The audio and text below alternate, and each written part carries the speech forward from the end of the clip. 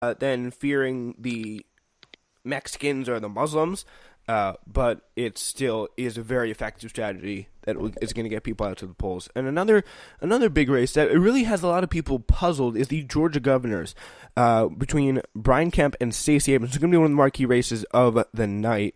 And there haven't really even been consistent polling results. A lot of people have been worried because of the extreme efforts that we covered on the last episode of Red Alert about Brian Kemp, who's literally sending out, asking his office at Secretary of State to investigate his political opponent for the governor's race, Stacey Abrams, saying she hacked the Democratic Party voter base and is now, just the voter base in general, and is now going to have an inquiry. And this happened like 2 or 3 days before the election. And it's really ridiculous that they thought like that's an okay thing to do. And they, of course, obviously they had no evidence, but that just gives you some of the idea of how aggressive Brian Kemp has been in trying to get Stacey Abrams to lose this race by any way he can. What's your take on some of the things that have been going on in Georgia so far? Yeah, I mean, between that and the fact that there's something like 70,000 new voter registrations that he's put on hold. You know, I don't know. I just I'm pretty wary of whether that race is going to be clean and true. Yes. Since he's, the Secretary of State in Georgia and he controls the voting procedure. I really wonder if he wins, say he wins by like half a percentage point, I'm going to really question that result. Yeah, something even closer. I think it's like that does sound in a situation like a normal situation. That sounds like a bad thing to say. Like you're not accepting the outcome of the race and conceding. But you get people like Ro Khanna, probably the most progressive House Democrat, who he came out there and, or at least one of them, he came out there and said Stacey Abrams very well shouldn't concede if there's like a very close race and the results seem to be in question. You shouldn't concede, and I think at this point you really have to agree, and because there's been so much evidence put out in public about the willingness of this guy to suppress votes. But here's the thing: the governor's races in Ohio and in Wisconsin have also been very tough to call. We got Scott Walker going in there in Wisconsin, trying for another re-election seat. In Florida, Andrew Gillum has held a small edge in the polls in the governor's race, and Democratic officials are cautiously optimistic that he will prevail Tuesday over Republican Ron DeSantis. Republican officials warned never to count a GOP nominee for governor, and the state has not elected a Democratic governor since 1994. And boy, if there's anyone to do it, I think it should be Andrew Gillum to break that curse in Florida. I think he'll win. I mean, I think Abrams will win too. And he'll help. Gillum will help push the Democrat in the Senate race through too. Yeah. So I think it's all good in Georgia and Florida. I think like Bill Nelson's like the pretty much the political equivalent of like one of those napkins you like pull out of the box, like not like the ones you could pull out of the napkin dispenser that are like all papery and brown. He's just so boring, so like dry and uninteresting. And you got someone like Andrew Gillum who's actually going after the Republican, really challenging him, not in a way that's like offensive or anything like that, but you got someone like Ron DeSantis who just looks like a little boy out there on stage. I'm sorry, and you just really getting him tossed around. Gillum's putting on, I think, a masterclass this campaign about really how to campaign, how to get at the Republican, and I think if there's anyone, it should definitely be him that comes out on top. And yeah, so I'm personally very, very confident, and then that's an area where the voter suppression isn't as advanced because no party really has held that much power because there's Democrats and Republicans in almost equal number in that state. So I am definitely a lot more optimistic for Florida than I am for Georgia. Yeah, I guess I am too. But I think in a fair fight, I think Abrams will win. Yeah, definitely. Yeah, didn't she have Oprah out there campaigning for her? Oh yeah, Oprah was amazing. Yeah, yeah. I mean, Oprah's talked about maybe running for president in 2020, and if if she can campaign like she did for Abrams, she might be a force in the 2020 campaign.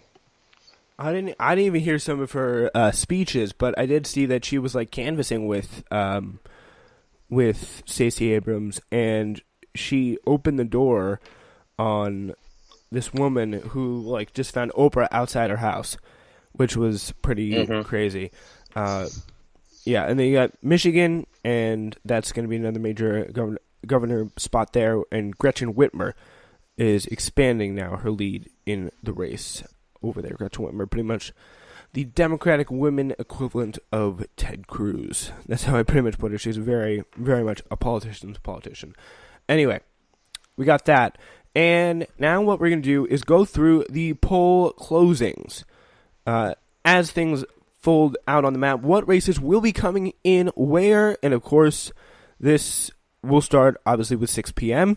Polls are closing in the 6th Congressional District, where Amy McGrath, a former Marine, is trying to unseat a male Republican incumbent. She's a fighter pilot, I think, and the race is likely to provide an early glimpse of where the so-called blue wave is on, and that should be interesting. And the big prize in the Senate race is the very key Joe Donnelly versus Mike Braun, who both have been like attacked as, I think, Mexico Joe and China Mike because they've been outsourcing so many jobs, which is pretty funny. Also pretty bad. They're both trying to hold on to their seat there. What do you think of some of these races in Indiana and Kentucky?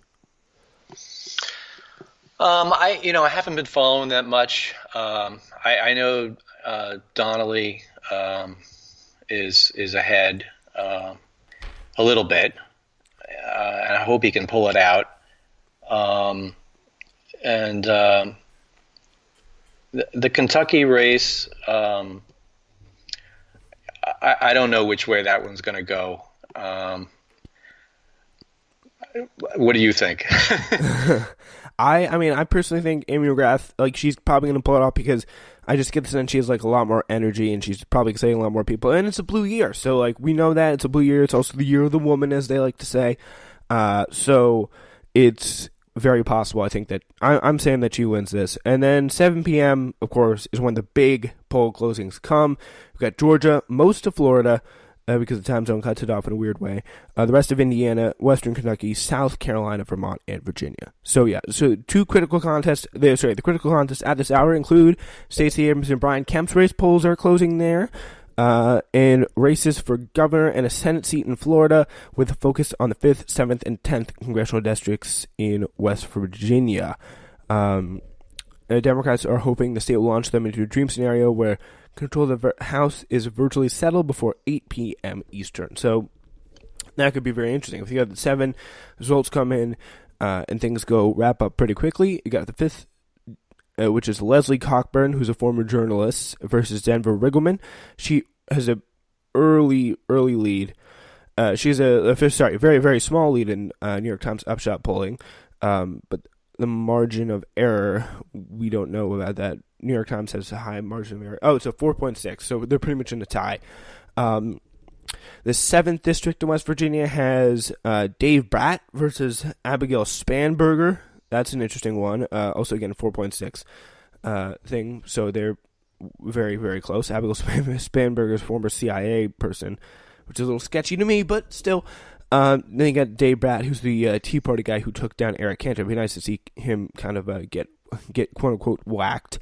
Then Jennifer Waxton versus Barbara Comstock, who is the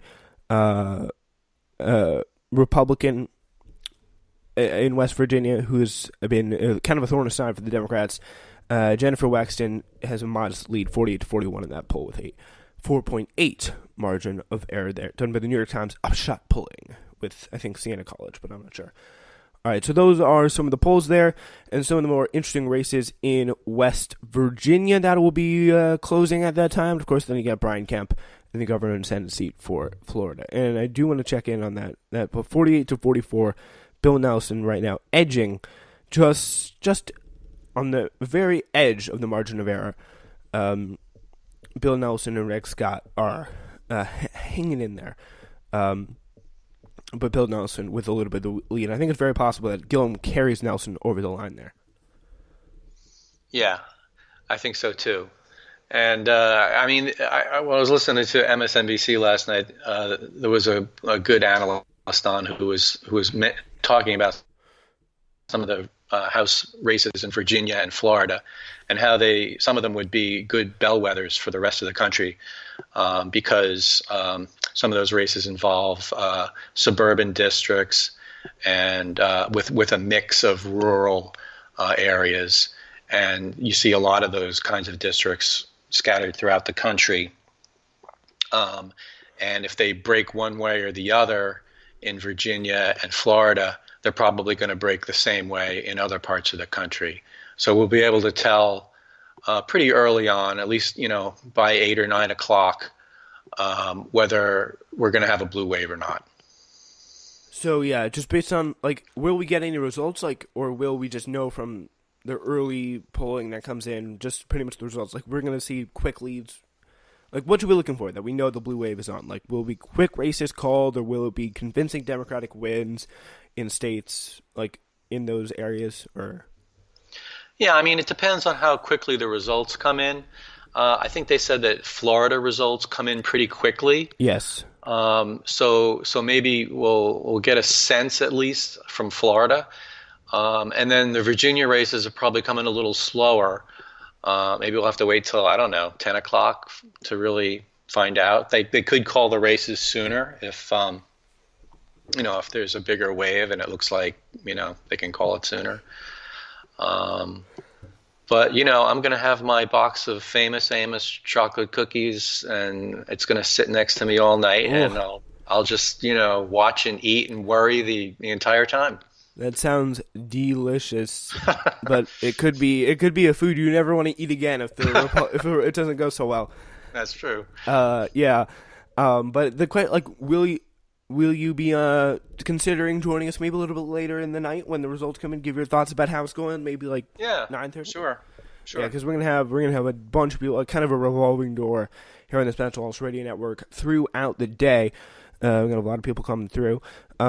In Ohio, at 7:30 p.m., we have polls closing in Ohio, North Carolina, and some more of West Virginia.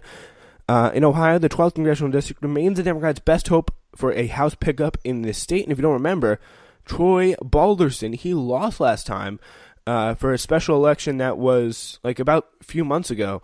And now he's back up trying again against the same guy. So they're pretty much reprising their old election, which is a little awkward.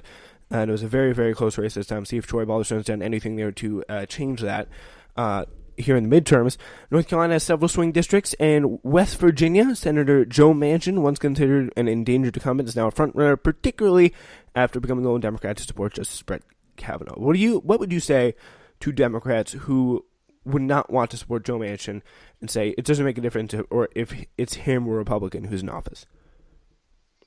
Well, I mean, it does make a difference. I mean, sometimes Manchin votes with the president, but if a Republican beats him, then he's always going to vote for the president. So it's the lesser of two evils, I guess.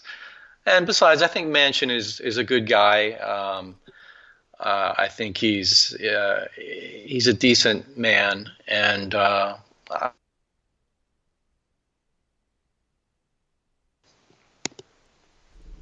yeah. So that should be.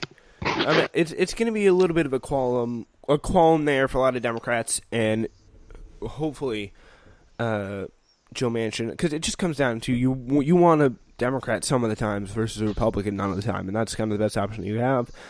And what is probably going to be a relatively close race. Then we get to the big closings. The Midwest of the country got Texas, Alabama, Connecticut, Delaware, D.C., Florida, Panhandle, Illinois, most of Kansas, Maine, Maryland, Massachusetts, most of Michigan, Mississippi, Missouri, New Jersey, Oklahoma, Pennsylvania, Rhode Island, eastern half of South Dakota, Tennessee, and most of Texas. So by this time, voters in more than half the states will have cast their ballots, and the polls will have closed in a number of high-profile races.